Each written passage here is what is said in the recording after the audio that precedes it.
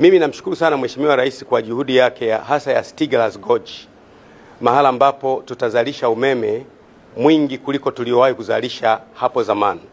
Kumbuke wakati wa Mwalimu Nyerere tulizalisha umeme kiasi, wakati wa Mwinyi, wakati wa Mkapa, wakati wa Mheshimiwa JK Kikwete. Lakini kupitia Stiegler's Gorge tutazalisha umeme mwingi kuliko Tanzania ilipoanza.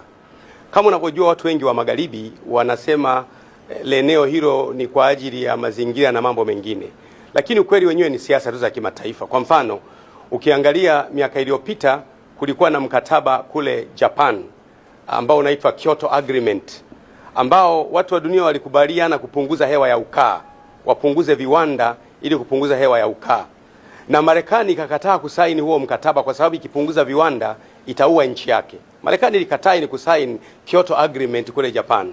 Hata sisi pia tunatakiwa tulinde interests zetu.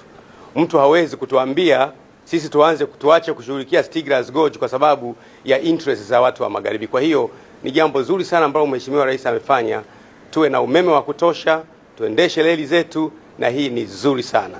Lazima mayai yavunjike ili tupate chips mayai. Kwanza kuna mambo ya kuangalia. Jambo la kwanza la kuangalia ni wapi tunakwenda.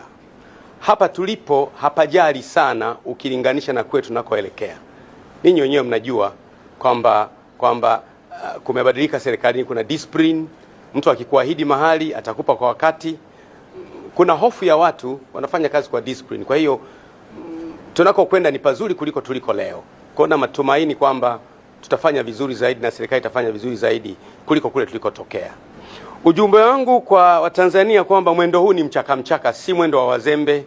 Wenzetu duniani wanakimbia, sisi hatutakiwi kulala. Tukimbie pamoja na dunia inavyokimbia, na hakika tutafika salama na tutafika mapema.